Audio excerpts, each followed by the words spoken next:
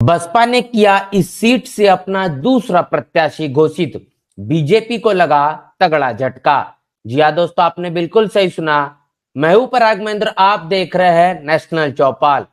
BJP ने अपने 400 के पार के आंकड़े के बड़े घोषणा को लेकर कहीं न कहीं अब आने वाले लोकसभा 2024 के चुनाव के मद्देनजर रखते अपनी रणनीति साफ कर दी है। जहां पर अपने पहले लिस्ट में बीजेपी ने 195 प्रत्याशियों को जारी कर दिया है। इसके साथ साथ कांग्रेस और समाजवादी पार्टी के गठबंधन के तौर पर जिस तरीके से 80 लोकसभा के सीटों पर अपनी दावेदारी पेश करने वाली समाजवादी पार्टी और कांग्रेस लगातार अपने प्रत्याशियों को जारी करना शुरू कर चुकी है। इसके साथ साथ अब बता दें कि बहुजन समाज पार्टी ने भी अपने अकेले चुनाव लड़ने के बलबूते को लेकर अपने प्रत्याशियों के समय के मुताबिक जारी करना शुरू कर दिया है। बता दें कि अमरोहा से अपने इस लोकसभा क्षेत्र से सीट को जारी करने का काम, अपने प्रत्याशी का नाम पूरी तरीके से बहुजन समाज पार्टी ने जाहिर कर दिया है। ऐसे में अब बता दें कि एक दूसरा नाम निकल कर आ रहा है, वो है मुरादाबाद लोकसभा सीट।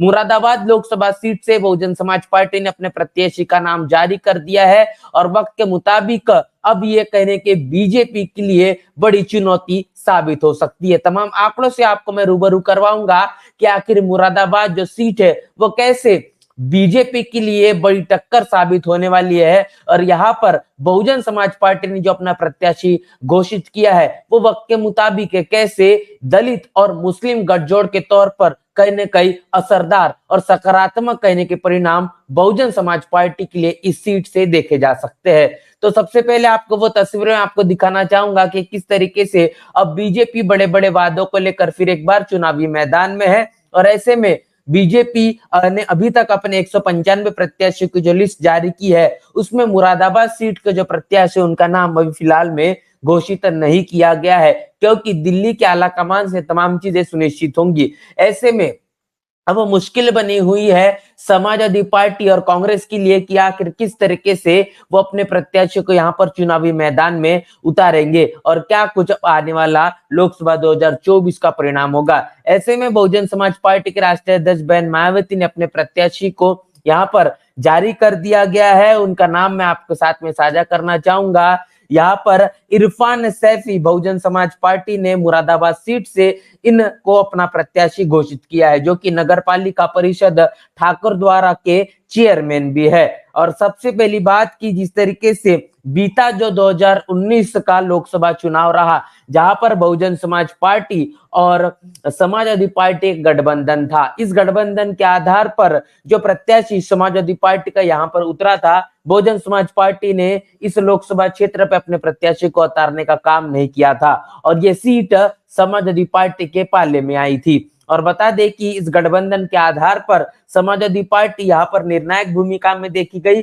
जहां पर यह सीट डॉक्टर एस.टी. हसन इनके हाथों में गई थी। दूसरे नंबर पर बीजेपी यहाँ पर रही, जहां पर सर्वेश कुमार सिंह ये बीजेपी के प्रत्याशी रहे और तीसरे नंबर पर इमरान प्रतापगढ़ी जो कि कांग्रेस के प्रत्याशी रहे। मतलब साफ है कि दलित और मुस्लिम गठजोड़ सबसे ज्यादा सरकार इस लोकसभा क्षेत्र मुरादाबाद में है। अब ये देखना दिलचस्प है कि किस तरीके से आने वाले लोकसभा 2024 के चुनाव की तस्वीरें होंगी। तमाम चीजें आपको रूबरू करवाऊंगा कि जो जिस तरीके से 2019 का जो रिजल्ट रहा और उसके पहले अगर बात करेंगे 2014 में, तो 2014 में पहली बार बीजेपी ने इस सीट को जीता था, जो कि सर्वेश कुमार सिंह के प्रत्याशी बीजेपी ने बनाया। उसके बाद 2019 में बीजेपी का जो दम यहाँ पर नहीं चल पाया, समाजवादी पार्टी और बहुजन समाज पार्टी के गठबंधन ने इस सीट को जीता, जहां पर समाजवादी पार्टी के जो प्रत्याशी डॉक्टर एस.टी. हसन इन्होंने इस सीट को जीतने का काम किया है।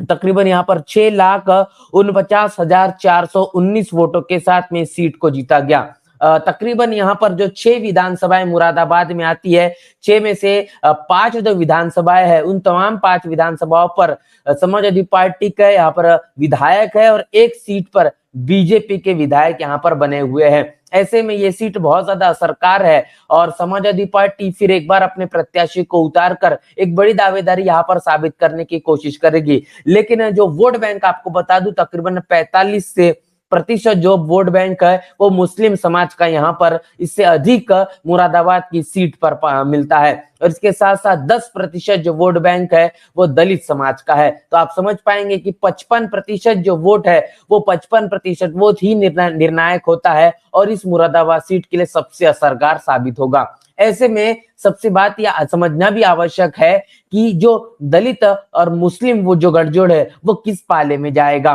जिस तरीके से समाजवादी पार्टी का सबसे 95% जो वोट है वो 95% जो वोट बैंक है मुस्लिम समाज का है। लेकिन समय के मुताबिक 2022 से लेकर मुस्लिम समाज समाजवादी पार्टी से समय के मुताबिक जो खफा नजर आता है, जो नाराजगी है वो नाराजगी लंबे समय से बरकरार है। 2022 में जिस तरीके से जो भागीदारी के आधार पर जो कुछ समाजवादी पार्टी के माध्यम से जो उम्मीद लगाई जा रही थी, मुस्लिम समाज उन तमाम उम्मीदों के आधार पर वो चीजें उन्हें नहीं मिल पाई और ऐसे में उसकी नाराजगी बरकरार है। उसके बाद में मेयर का चुनाव होता है, उस मेयर के चुनाव में भी भागीदारी के आधार पर टिकट देने का काम समाजवादी पार्टी के खेमे से नहीं हुआ, जिसके कारण लगातार मुस्लिम समाज फिर एक बार नाराजगी के तौर पर देखा गया। उसके बाद में जो राज्यसभा का चुनाव हुआ और उस राज्यसभा के चुनाव में भागीदारी के आधार पर मुस्लिम समाज को वो प्रतिनिधित्व देने का काम समाजवादी पार्टी ने नहीं किया। बच्चन और रंजन की राजनीति करने का काम जिस तरीके से समाजवादी पार्टी के पाले से हुआ, इसके कारण मुस्लिम समाज समय के मुताबिक इतना ज्यादा नाराज देखा गया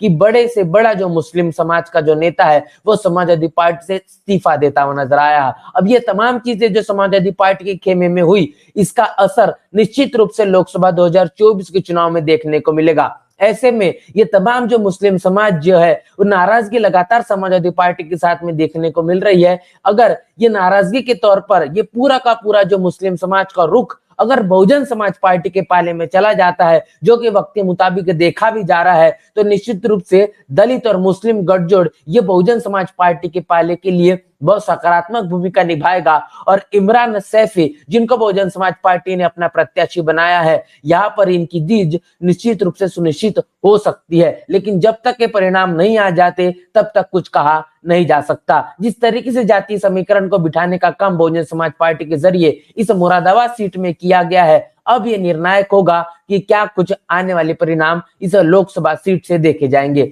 जिस तरीके से अब बहुजन समाज पार्टी ने अपने दूसरी प्रत्याशी का नाम भी घोषित कर दिया गया है, इसको लेकर क्या राय प्रतिक्रिया है, इमरान सैफी को लेकर कहने के बहुजन समाज पार्टी जिनको अपना प्रत्याशी बनाया, इनको लेकर क्या आपकी राय है, प्रतिक्रिया क्या है, लिखकर हमें कमेंट बॉक्स में जरूर बताएं।